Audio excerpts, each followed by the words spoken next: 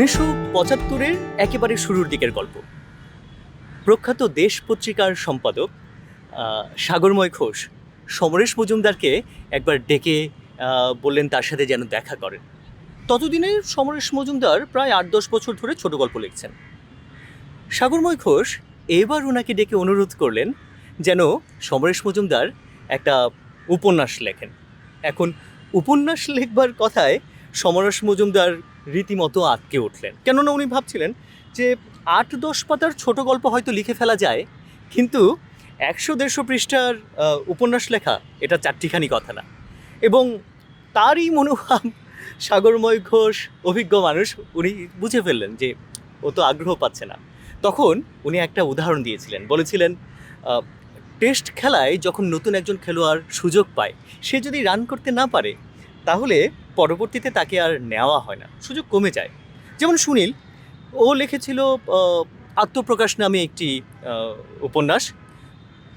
পাঠকের বিচারে সেটি প্রায় ৭৫-এর মতো রান করেছিল। শীর্ষেন্দু লিখেছিল তার প্রথম উপন্যাস প্রায় ৬০-এর মতো হবে।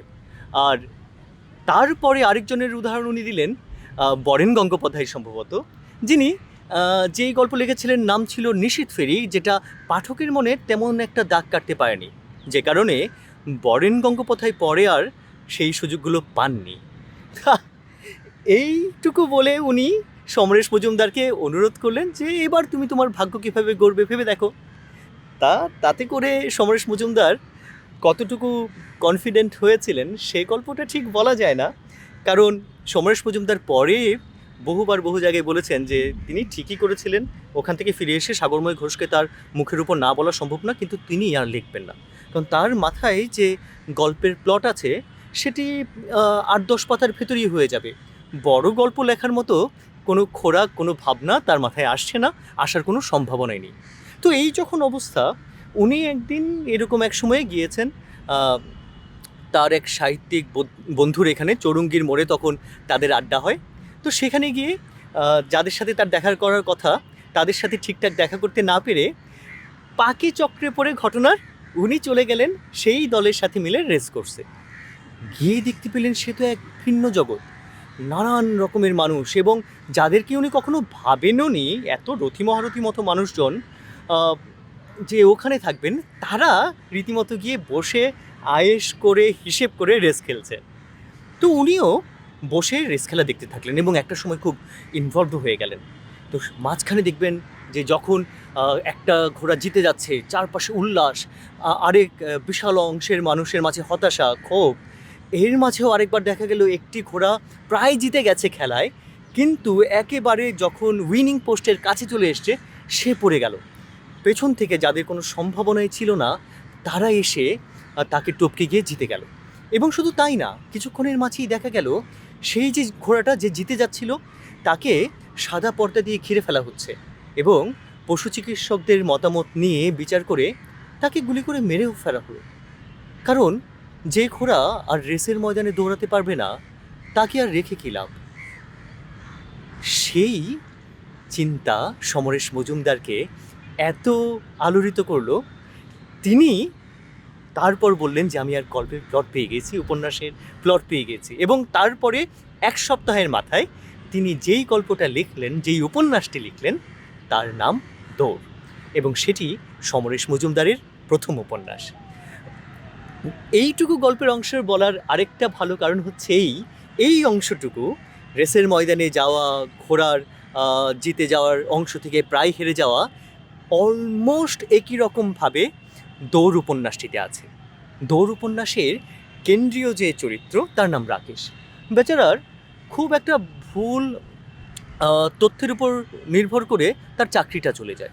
এবার সেই চাকরি পাবার উদ্দেশ্যে, কারণ তার আর অন্য কোনো উপার্জনের উপায় নেই, সে ঘুরে ফিরে যাদের কাছাকাছি যাবার চেষ্টা করে তারা সব জড়িয়ে আছে রেসের খেলার সাথে। এবং সেইখানেই তার পরের অংশগুলো কিভাবে যাবে, তার চাকরিটা আগেও আদৌ পাওয়া যাবে কি না, এবং সেখানে যে সমস্ত মানুষজনের সাথে তার পরিচয় হবে তারা তাকে কিভাবে সাহায্য করতে পারবে, এই সব নিয়েই আসলে গল্পটা এগিয়েছে। এই গল্পের একটা অংশে অবশ্য ফ্যান্টাসির জায়গা আছে, যদিও ফ্যান্টাসির মতো করে বলা হয়নি, কিন্তু সেখানে দেখানো হচ্ছে যে আহ, রাকেশ যে আসলে কখনো কোনো দিন রেস খেলতে যায়নি, সে রেসের ব্যাপারে খুব বিচক্ষণতার পরিচয় দিয়ে ফেলছে। তো শেষ পর্যন্ত আসলে কি হয় সেটা পাঠক নিজে পড়ে দেখুক, তারপর সে ধারণা করতে পারবে যে উত্তেজনাটা শেষ পর্যন্ত টেকানো গেল কি না।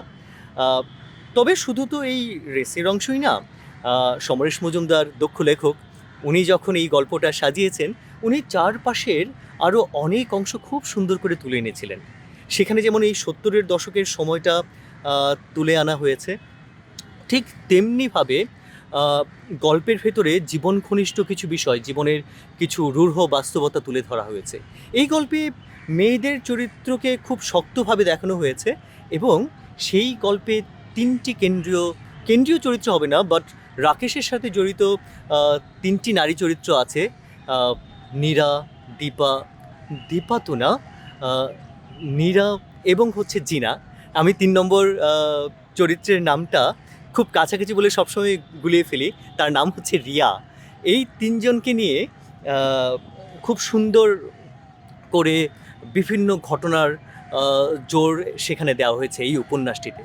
তো আমার মনে হয় সমরেশ মজুমদারের এই প্রথম উপন্যাসটি আমাদেরকে 70-এর দশকের সময়টাকে বুঝতে সাহায্য করে, আমাদের একটি চাকরি হারিয়ে ফেলা যুবকের মনস্তত্ত্ব বুঝতে সাহায্য করে, এবং শেষ পর্যন্ত শুধু তাই না, এই যে আমাদের জীবন, যেই জীবনে আসলে থেমে যাবার কোনো সুযোগ নেই, এই কথাটা ভাবতে ভাবতেই খেয়াল করছিলাম এই উপন্যাসটির লেখক সমরেশ মজুমদার, তার জীবনের চলার রেস এই মাসেরই 8ই মে 2023 থেমে গেল।